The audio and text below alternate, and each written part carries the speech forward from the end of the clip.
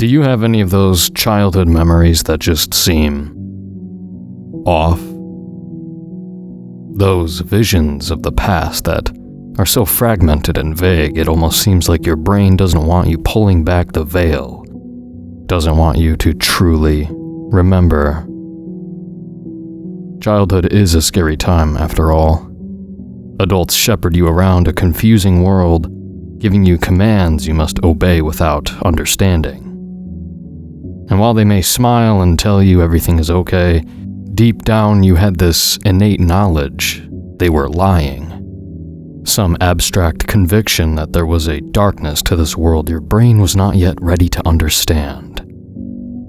Like watching cartoons while hearing your parents scream at each other in another room, or making sandcastles on the shore of an ocean, trying to ignore the primal feeling that something is watching you from the abysmal depths. I have a memory like that. And while everyone I knew, my sister, my parents, hell, even my therapist, has tried to tell me it's not real, that man never existed, that an entire weekend of my life never happened, that it was all a product of false memories and an overactive imagination, I know, with every fabric of my being, that they're wrong. Uncle Teddy is real. He started off as a family in-joke. Every time us kids were bad, we'd be threatened with a visit to old Uncle Teddy's, as if it were the worst punishment imaginable. Maybe we'll spend a weekend at Uncle Teddy's, my father would say whenever we argued, and see what he has to say on the matter. They made a point of never explaining who this Uncle Teddy even was, or why he was supposedly so scary. That alone made it more effective than any specific threat could ever be. I used to love letting my imagination fill in the gaps. Like the little brat I was, I'd come up with stories to scare my little sister, Kathy, half to death. Uncle Teddy is a child eater, I'd tell her. And when you're sent to his house, he cooks you up and makes you into meatloaf. And then she'd cry, and I'd get grounded. Then came that sunny June day, when I was looking forward to my last summer break before the looming specter that was middle school. Imagine my reaction when my mother told us that, this time, genuinely and sincerely, we were going to Uncle Teddy's. I wanted to ask if she was joking, but there wasn't the slightest levity in her eyes. Her soft smile was clearly forced, maybe to keep me calm, or perhaps to calm herself. Don't worry. This is not a punishment, she said. I think we're all gonna have a great weekend. Naturally, Kathy absolutely lost her mind. She went into a full tantrum, and my parents had to tediously undo all the damage I'd done over the years of fibs and tall tales. Even I was a little nervous. I stayed awake that night, imagining the view from inside a microwave, slowly spinning round and round. My father dragged me out of bed at 5 o'clock that morning, down to the old docks. It wasn't anything new. Fishing was our tradition, the way we bonded. But that day, his heart wasn't in it. We didn't even speak more than a couple words. He just stared at me with a quiet agony in his eyes.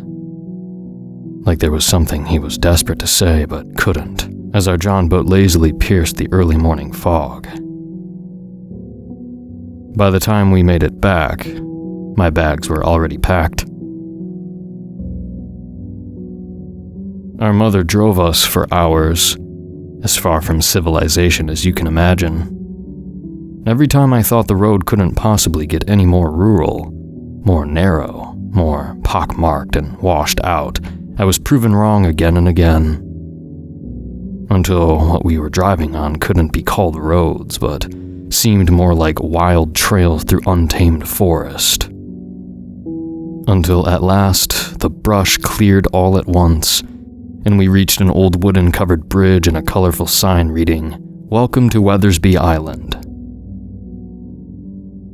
As it turned out, Uncle Teddy was nothing like I'd pictured.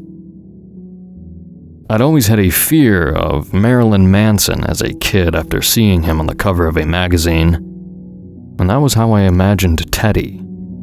Dark, brooding, skinny, pale.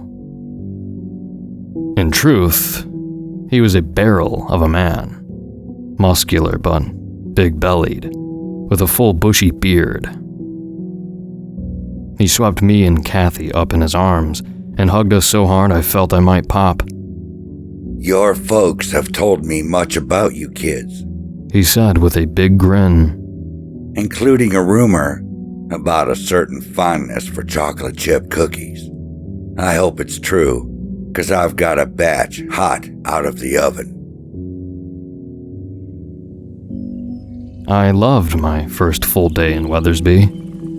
It was like the platonic ideal of small-town Americana, like something I'd only ever seen in postcards and picture books. I was usually nervous around strange adults, but not here. Everyone was all smiles. They liked to congregate on the hill around the town's impressive church, and there, I made fast friends with a boy named Colin, who'd also been dragged here by his parents. We spent the day exploring the woods and pretended it was a Minecraft world, building little dirt houses and fighting imaginary creepers with sticks. Uncle Teddy's land was one of rolling hills where the wind whispered through the longer grass like fingers brushing hair. It was a horse ranch, and his farmhouse was positioned just right to give us a constant view of the beauty of the herd. "Rule number 1 out here," he explained as he gave us the tour, "is to never go out at night. Heck, just stay all nice and cozy in your room whenever the sun is down. Okay, bud?" "Why?" I asked. He paused and took a little while to answer. "Coyotes," he finally said. "They come out at night sometimes. They're not too bad or anything, but I just don't want you kids getting hurt is all."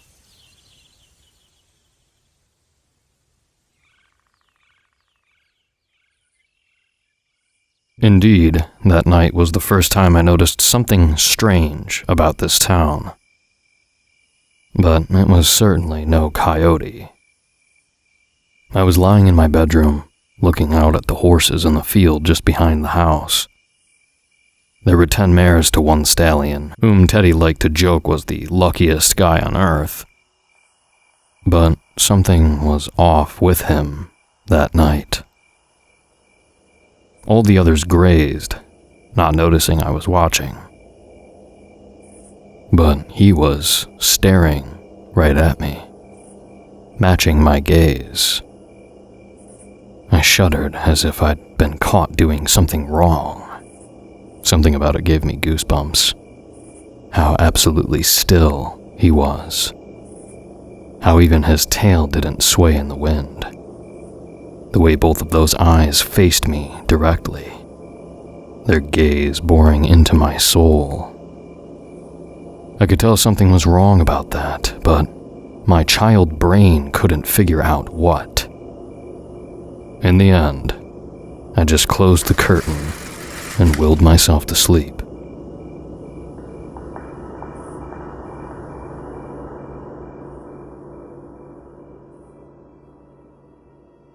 The next morning, I told Uncle Teddy about it, and he laughed.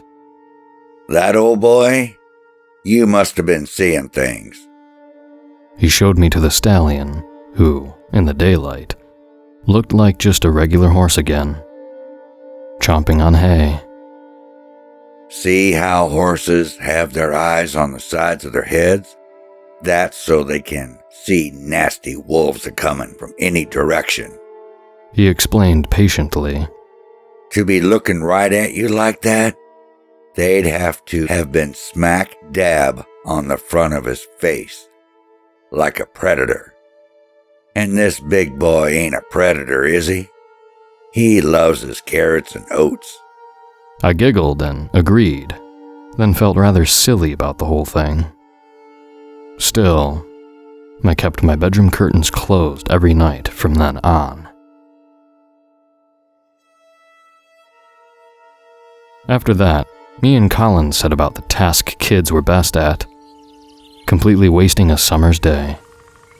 At some point that afternoon, he asked if I'd seen the town graveyard.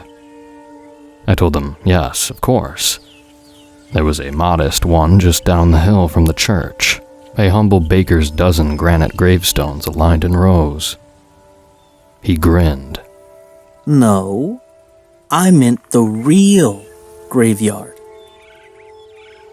He led me far behind the church, to the single point furthest from civilization on the tiny island. What waited there was like no graveyard I'd ever seen. It must have been hundreds of rudimentary markers made of sticks and antlers and mud, and all the basic components of the woods were interspersed between the trees without rhyme or reason, like a forest of their own.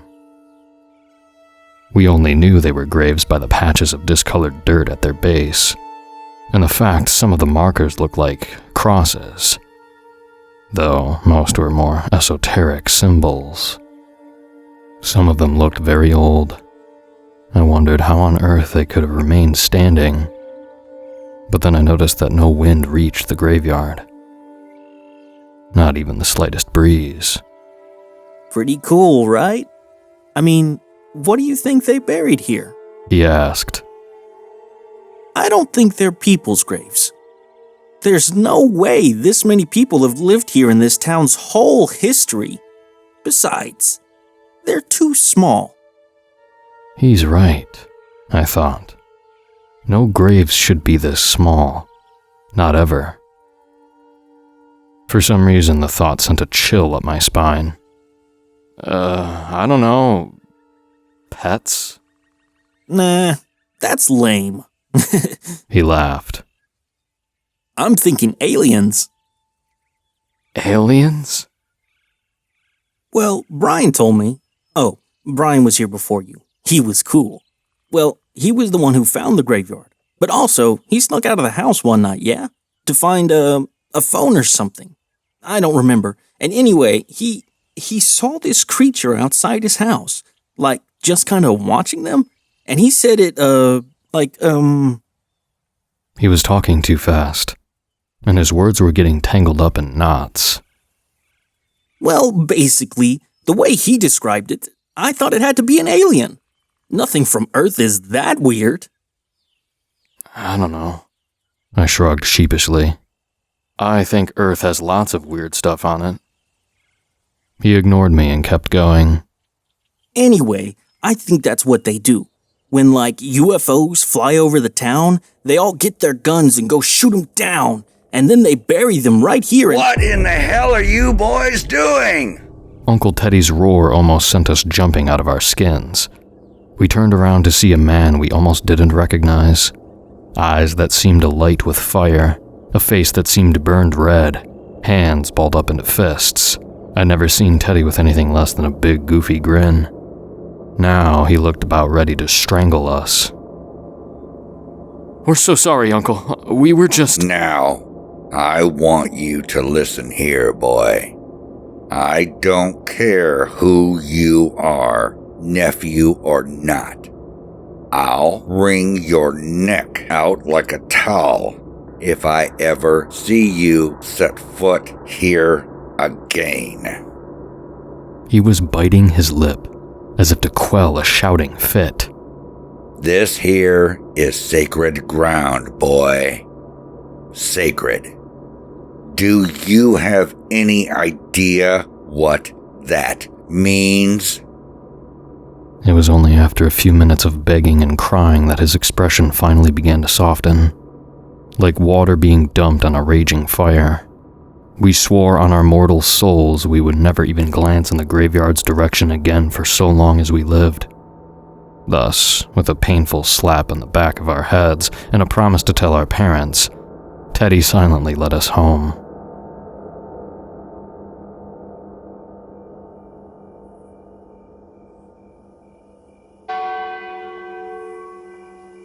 I woke up late that night by the sound of church bells, the din of them like a whip cracking in my skull. I tried to retreat right back into the safe realm of dreams, but in the silence, I slowly registered another sound. One much lower, more guttural. I cracked my eyes open just enough to see the vague silhouette of something tall and heavy set just behind the curtain of the window, faintly backlit by the pale moonlight. I could hear the snorting and breathing of a horse, but it sounded somehow sickly, as if it were struggling to push air around something stuck in its throat. Something that shook and rattled against its vocal cords every time it tried to inhale. All I could do was cower under my blanket and convince myself it would protect me. I must have managed to sleep at some point, for in the moment it was morning, and the silhouette was gone.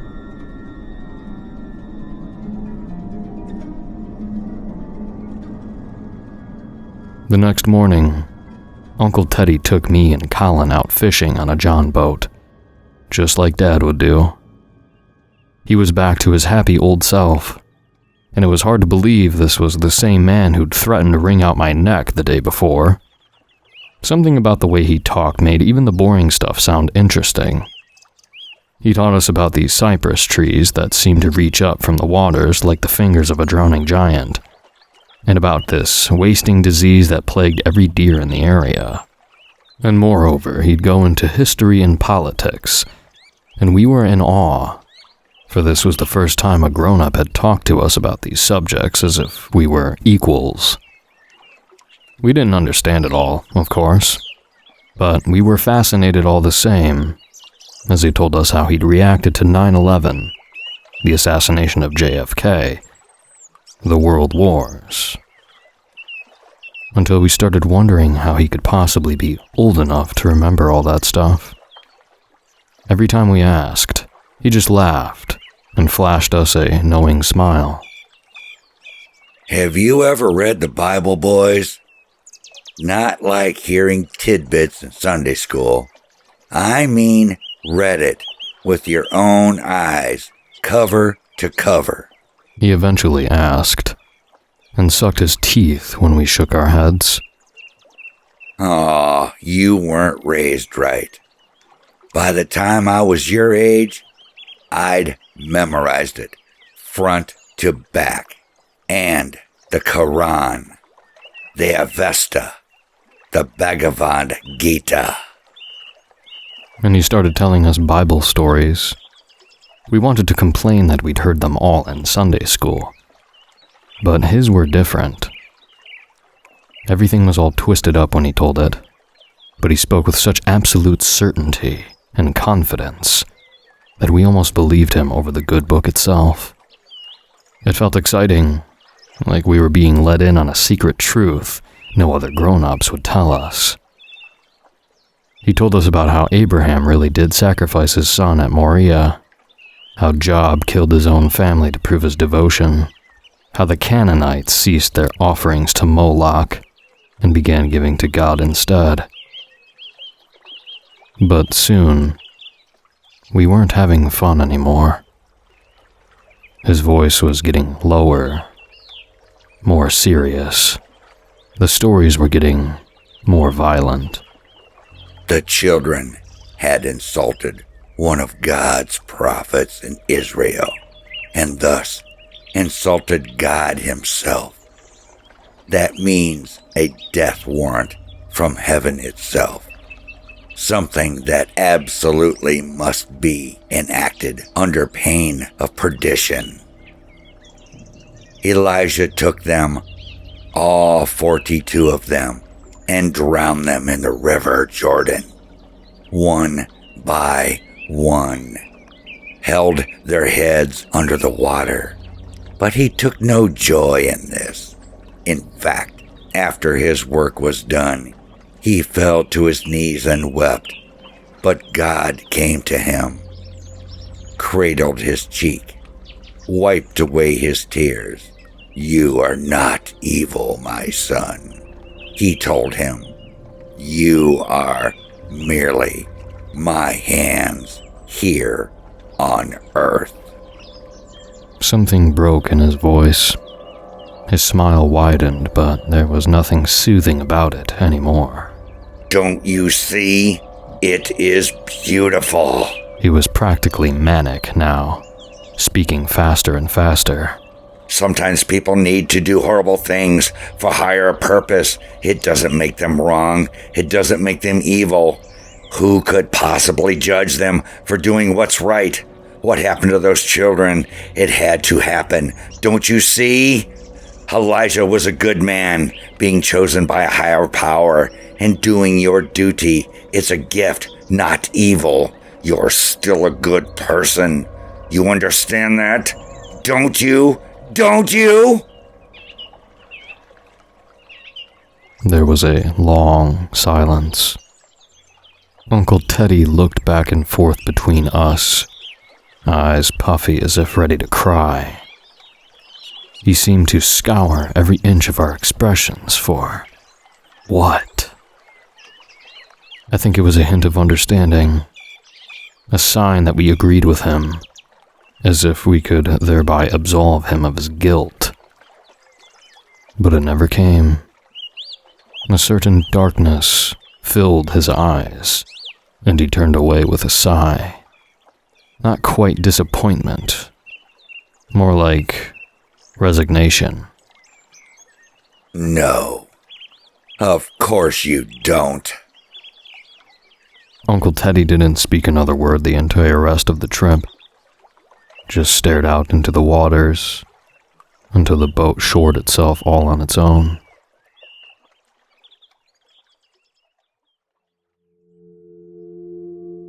Afterwards, Colin and I went to lie together up on the hill, reading shapes into the clouds in some unspoken mutual agreement to forget what had just happened. Somehow, I drifted off to sleep upon that shaded hill. And when I awoke, Colin was gone, and the sun was setting. I was out after curfew. I crept back to the dimly lit farmhouse, expecting a reprimand. I found a much stranger sight instead. On one side of the kitchen island, all facing away from me, was Colin, flanked by Teddy, and a woman I believed was his mother. My mom was across from them, facing me, and while she wasn't actively crying, her eyes looked red and raw. The atmosphere felt heavy, like this was something I wasn't supposed to see, so I retreated to my room and tried to distract myself. A few hours later, I heard the town's old church bells ringing through the night. I never saw Colin again after that, and no one even mentioned him.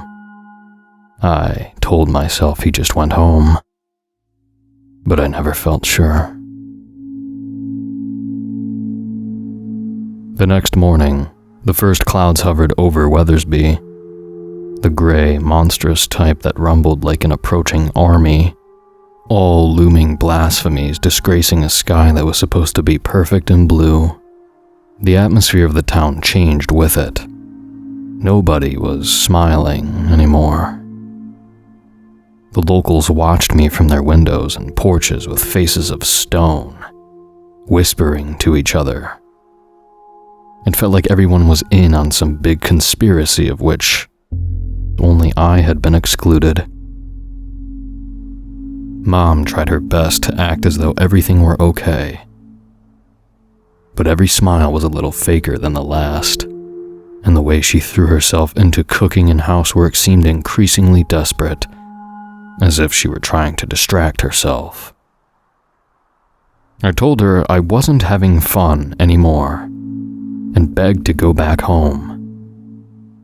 But she only stared at me, the exact same way my father had on that foggy morning. Everything's going to be okay, baby. She laid a hand on my shoulder. Why don't you go play with the other kids? Surely that will make you feel better. But they were all going through the same thing I was. I noticed there were fewer kids congregating on that hill around the church than I remembered from my first day. That was because, they explained, a number of them had gone home over the past couple nights. Our hopeful euphemism for disappeared. I learned, also, that every single one of us had been dragged here by our parents, supposedly to visit extended family. Despite the wealth of middle-aged married couples, not a single kid in all of Weathersby was a local. I never saw a trace of Teddy all day. Well, I think I didn't. Once, I was looking wistfully out into the forest down the hill, and I imagined that I could just start running and swimming and get far away from this place. And I saw something that prowled in the bushes on all fours, nose to the ground as if tracing the scent of prey. Must be a coyote, I thought, just from the shape of it in the blurry distance. But there was something about the brief glimpses of its fur, thick and curly and muddy brown, that reminded me of the strands of Teddy's bushy beard. And for the rest of the day, lingering in the back of my mind was the mental image of him crawling on his hands and knees, stalking the wilderness like an animal.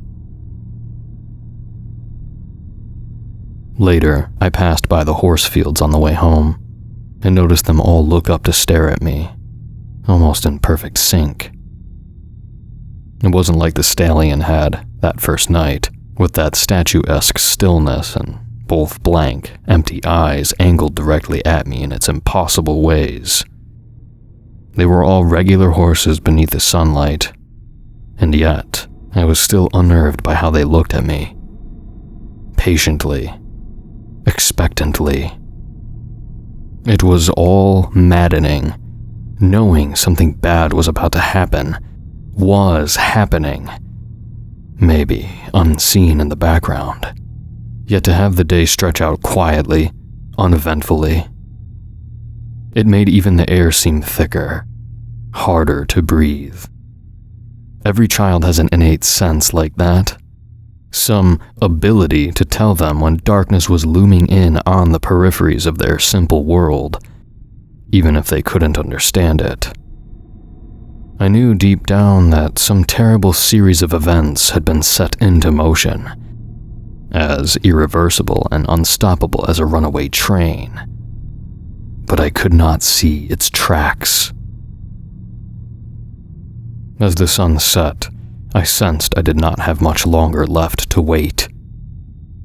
I'd prayed before, in a way, those sing-song prayers they made you memorize at Sunday school. But that night, I'd ever truly prayed to God. The storm rolled in. It was unlike any I'd ever experienced. The raindrops sounded like millions of fists slamming against the roof, trying to get in, and the blare of the winds almost sounded human, like the wailing of despair that peaked in pitch and volume but would never ever end. The crash of thunder was like some cosmic blacksmith's hammer against the anvil of the earth, rattling the windows and leaving me shivering, veins pulsing with adrenaline. The house creaked and groaned all around me, as if it were about to come undone, be reduced to parts and scattered like an ant's nest beneath a garden hose. Almost worse than what I had heard was what I didn't hear. The cacophony of the storm drowned all other sounds. I glanced to the window, wondering if the thing was once more standing just beyond that thin border. Hell, there could be an entire herd of them surrounding the house, crawling over the roof, searching for an entry point. Those gasping, choking snorts concealed by the deluge. I sat in bed and strained my ears, listening. But would I be able to tell the difference between the pounding rain and the stomping of hooves? I sat awake all night staring at my window's curtain, analyzing it for any trace of the thing's silhouette. But there was no moon out tonight to backlight it. It could be pressing its face against the glass at that very moment, and I would have no way of knowing. Unless, of course, I pushed aside the curtain and looked. I crept forward. Even a single step towards that curtain caused my heart to rise in my chest. Every moment I expected something to smash through the glass and grab me in a wicked claw. I watched that linen curtain slowly sway in the ambient breeze. Maybe there was nothing on the other side. Maybe I'd pull the curtain aside, see only darkness, and finally feel safe enough to sleep. All I had to do was move a bit of fabric. It would be easy. So why did it feel so impossible? I raised a hand, but it was trembling so fiercely, like a rabid animal I could not control. It inched closer and closer, slowly, delicately. I grasped one edge of the curtain, and then a sound. Not outside the window, down the hall, right beside my bedroom. Footsteps, stomping towards my door, like something nearing a full run. My heart felt like it jammed itself up in my throat. They found a way in, I thought. They used the window to distract me while they found a way in. I ran to barricade the door with a cupboard, but I was too late. The door slammed open hard enough to rattle the walls, and I shrunk before the mad creature staring at me from the darkness of the hall. Uncle Teddy. I could barely recognize him. His shirt looked crusty and near solid with grime and effluence, like he'd accumulated a month's worth of filth in a single night. 2 eyes poked like burning coals out of a face caked with dirt and ash. His jet black hair and beard twisted and knotted, flowing out like a lion's mane. His smell was ungodly. He reminded me of a savage man from a primal era, astounded by the sight of fire. We're leaving, he commanded in a tone that brooked no questioning. I couldn't argue with him. In moments, we were in his pickup truck as he drove through town like a man who knew his time was almost out. Taking the route by pure memory, I guessed, as it was impossible to see the road through that suffocating haze of rain and darkness. A bolt of lightning near enough to rattle my teeth pierced through the night, and for an instant, illuminating the Gothic, looming edifice of the town's church. He slammed the brakes, jumped out of the car, dragged me brutally along by the wrist. This was my first time seeing the church from the inside, and I was baffled. There were no pulpits, no pews, only walls lined with shrines and fetishes, candles and statues of things that were no Christian figures I recognized, and a regal chair, almost throne-like, in the room's center. Teddy roughly shoved me onto the seat. Just sit there and don't move from this room, kid. Please, don't make me stay here. Just trust me, okay? Tears were rolling down my cheeks. Why did you bring me here? I want to go home. You can trust your old Uncle Teddy. I've done right by you, haven't I? The chair seemed equipped with some complex, elaborate set of restraints, but luckily, he had no time to fiddle with them. He kept looking towards the door, like he was afraid someone might walk in. I tried to stand, but he grabbed me by the shoulder and forced me back down. I don't have time for this, you selfish little brat. Why can't you just shut up and do one little thing for your uncle? Stop it, you're hurting me! By now I was shouting, crying, squirming against his grip. His reaction came faster than my brain could register it.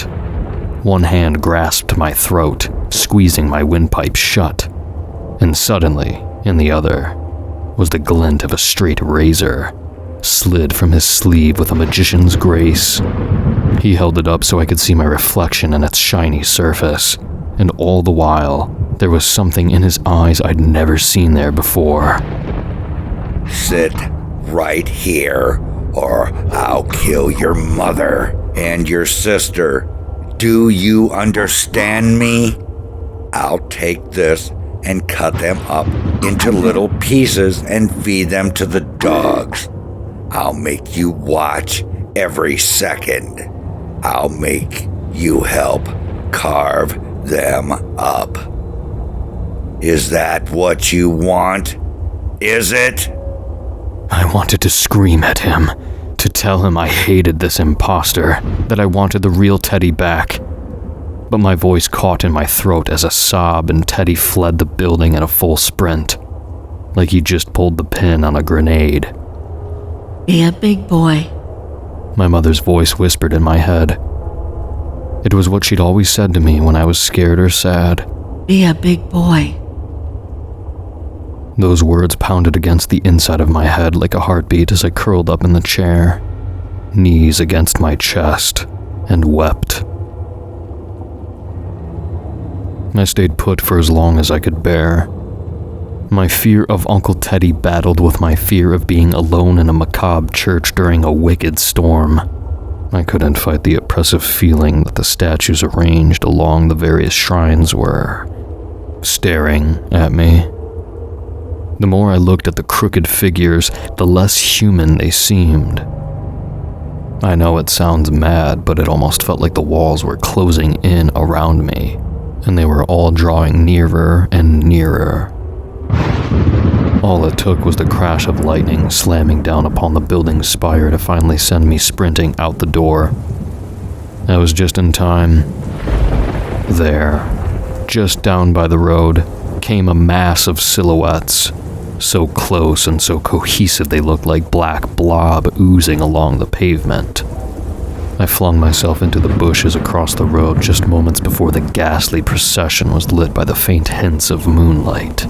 They strode with the robotic synchronization of a marching army, standing 3 abreast in orderly lines, some swaying jars of burning incense from chains. All moved in absolute silence. I couldn't even hear their footsteps beneath the din of the rain. I recognized the townsfolk by their figures and outfits. There was that sundress of the old lady down the street, and the overalls of the town's sole mechanic, but each was hiding their face beneath a black satin veil, like you'd see on a bride at the altar. Something about those veils terrified me most of all, just looking at them, thinking of what might be underneath.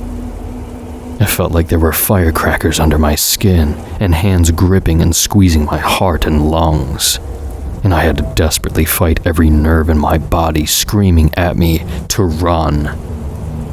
Row by row, the figures vanished into the church, and the moment they were out of sight, that squeezing, burning, twisting feeling inside me subsided.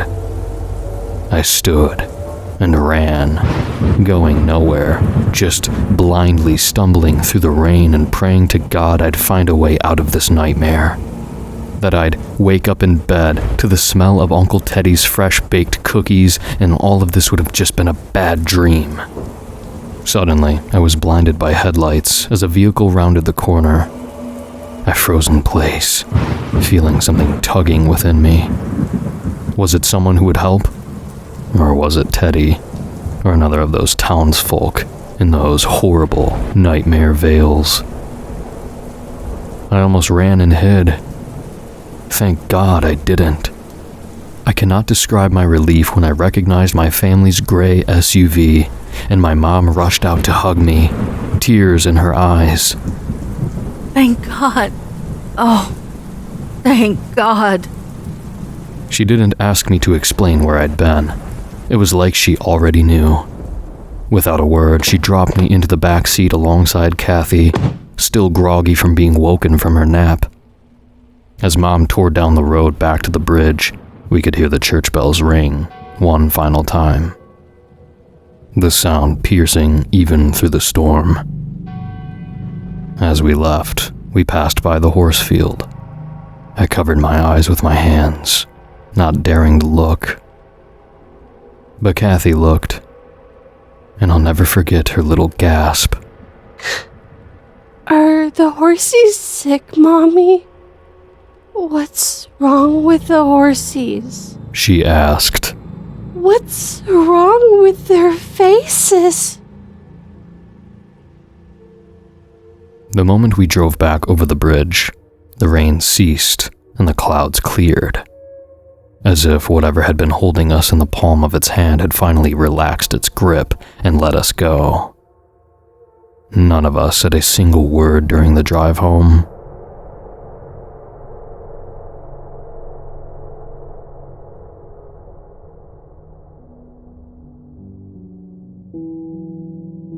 For years, all of this lingered in my memory only as abstract fragments. Like I could remember the feeling of it, but not the substance. I always figured it was a half-remembered childhood nightmare, or something I saw on TV.